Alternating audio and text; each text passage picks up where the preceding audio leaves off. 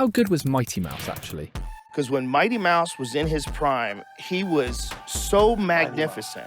He was so fast.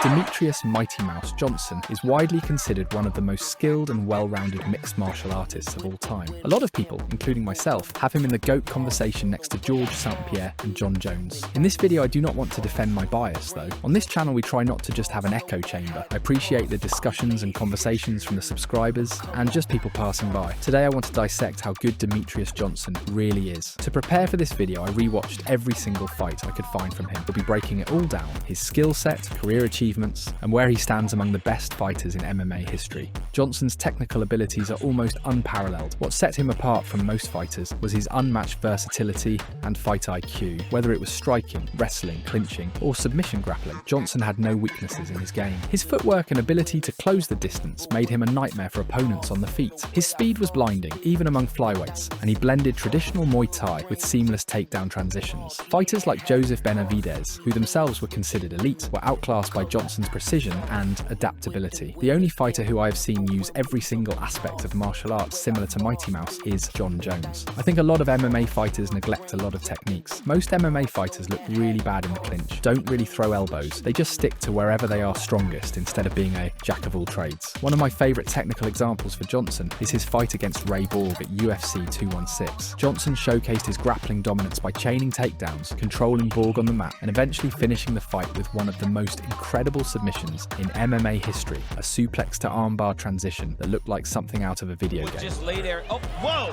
oh, He threw him right into an armbar! Phenomenal! oh my goodness. Oh my God! No, oh my God. This level of creativity and execution is almost unheard of in the sport, and it highlighted Johnson's ability to innovate even at the highest level of competition. I do strongly believe that innovation is a vital part of being in the GOAT conversation. One of Johnson's other key strengths was his adaptability. He could switch from striking to grappling seamlessly, a skill that confused opponents and left them unable to find a rhythm. Against Henry Cejudo in their first bout at UFC 197, Johnson made quick work of the Olympic gold medalist wrestler, finishing him with knees to the body in under 3 minutes. The win was a testament to Johnson's ability to actually adapt and apply his massive fight IQ. A lot of fighters can know what to do, but can't apply it effectively.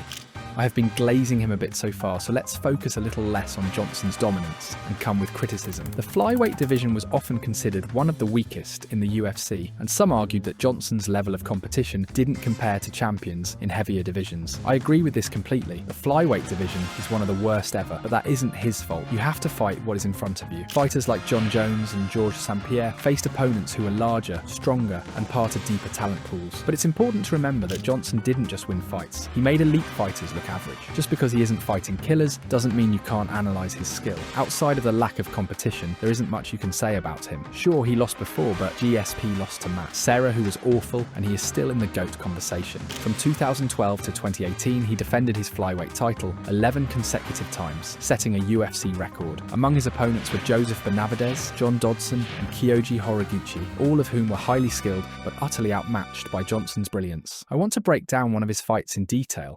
One of the rare times Demetrious struggled inside the cage was during his bout against Tim Elliott at the Ultimate Fighter 24 finale on December 3rd, 2016. While Johnson ultimately won the fight via unanimous decision, Elliott presented unique challenges, and the fight was far more competitive than many expected. Elliott came into the fight as a massive underdog, but he immediately set the tone in the first round. Early in the fight, Elliott caught Johnson in a tight guillotine choke after an uncharacteristically sloppy takedown attempt by Johnson. The choke looked dangerous, and for a brief moment, it seemed like the seemingly invincible champion might lose his title. Johnson stayed calm, methodically working to alleviate the pressure, and eventually escaping, but the moment highlighted a vulnerability not often seen in his game. Shortly after the escape, Elliott transitioned to a dominant position and landed a series of ground strikes, showcasing his unorthodox grappling style. His length and creativity in scrambles made it difficult for Johnson to establish his usual control. Elliott also used unorthodox striking and clinch work to frustrate Johnson, keeping him on the back foot for much of the opening round. By the end of the first, there was no doubt that Elliott had won the round, marking one of the few times in Johnson's title reign that he looked truly vulnerable. What separates Johnson from most fighters is his ability to adapt mid-fight. After a difficult first round, Johnson shifted his strategy and began to impose his grappling and pace on Elliott. In the second round, Johnson found his rhythm, utilising his superior speed and chain wrestling to take Elliott down and maintain control. However, even on the mat, Elliott's unique scrambling ability made things challenging. He constantly threatened with submissions and was able to work his way back to his feet multiple times, preventing Johnson from fully dominating. One of the most fascinating aspects of this fight was how Elliott's unorthodox style seemed to frustrate Johnson at times. Elliott's long limbs and awkward angles allowed him to create scrambles that disrupted Johnson's usual flow. Even when Johnson had control on the ground, Elliott would find ways to reverse position or threaten with submissions, forcing Johnson to remain defensive in spots where he was typically dominant. As the fight progressed into the later rounds, Johnson's cardio and technical superiority began to shine. While Elliott continued to show resilience and creativity, he started to slow down, allowing Johnson to secure more dominant positions and grind out control time. Johnson's ability to transition between striking, clinch work, and ground control ultimately overwhelmed Elliott, and by the championship rounds, it was clear that Johnson had taken over the fight. The Tim Elliott fight was a reminder that even the most dominant champions can face adversity, particularly against unconventional opponents. Elliott's style was chaotic and unpredictable, which disrupted Johnson's usually flawless execution. This fight showcased Johnson's resilience, adaptability, and composure under pressure. Despite the early scare and Elliott's creativity, Johnson managed to dig deep and secure a victory through sheer skill and determination. While the fight didn't result in a highlight reel finish or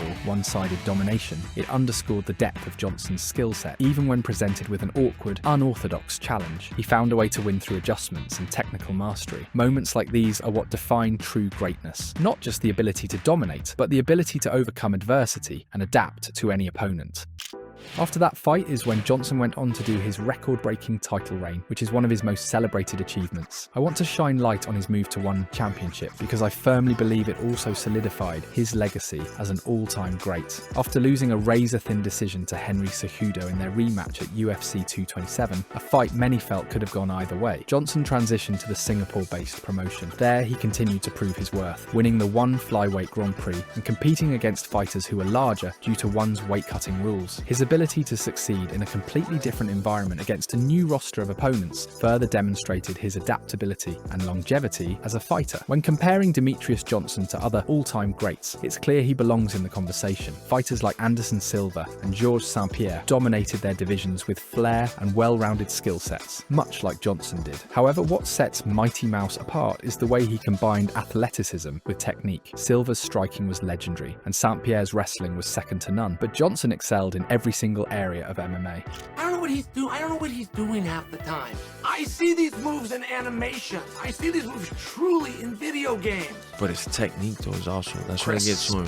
When I see him doing the things like kicks like a fucking Thai dude, shoots a double leg like a fucking good wrestling dude. He wasn't just good at one thing, he was great at everything. In terms of impact on the sport, Johnson's story is a bit more complicated. Despite his dominance, he never achieved the superstar status of fighters like Conor McGregor or Ronda Rousey. This was partly due to the UFC's struggle to market the flyweight division, but it was also because Johnson wasn't interested in trash talking or creating unnecessary drama. He let his performances speak for themselves, which, unfortunately, didn't resonate with casual fans in the same way that spectacle-driven fighters did. Critics might point to Johnson's lack of finishes later in his UFC title reign as a sign of declining dominance, but this ignores the fact that he was fighting increasingly skilled opponents who couldn't be easily overwhelmed. Fighters like Tim Elliott and Wilson Reese pushed Johnson in ways earlier challengers couldn't, yet he always found a way to win, whether by out-grappling them, out-striking them, or simply outlasting them. If we're being honest, Johnson's legacy is one of technical excellence and consistency. Few fighters in MMA history have displayed the same level of mastery across all aspects of the sport. While his star power may not have matched his skill set, his contributions to MMA can't be overstated. He proved that flyweights could headline cards and deliver world-class performances, and he inspired a new generation of fighters to embrace all facets of the game. So, how good was Demetrious Mighty Mouse Johnson? In terms of technical skill, fight IQ, and consistency, he's as close to a perfect fighter as you'll find. I mean that wholeheartedly. I plan to make videos creating the perfect fighter for each weight class, similar to my We Create the Perfect MMA Fighter video. But when it comes to flyweight, it might just be Mighty Mouse for almost every category. While he may never have achieved the mainstream fame of some of his peers, his accomplishments inside the cage are undeniable. Johnson's ability to dominate his division for years, combined with his creativity and adaptability, makes him one of the greatest fighters of all time. If Georges St-Pierre and John Jones represent dominance through specialization, then Demetrious Johnson represents dominance through versatility. For that, he deserves his place among the sport's legends. If anyone thinks I am overrating Mighty Mouse, I encourage you to comment and leave evidence to back up your claims. I will be reading all of them. Be sure to subscribe and check out one of these videos on the screen if you enjoyed.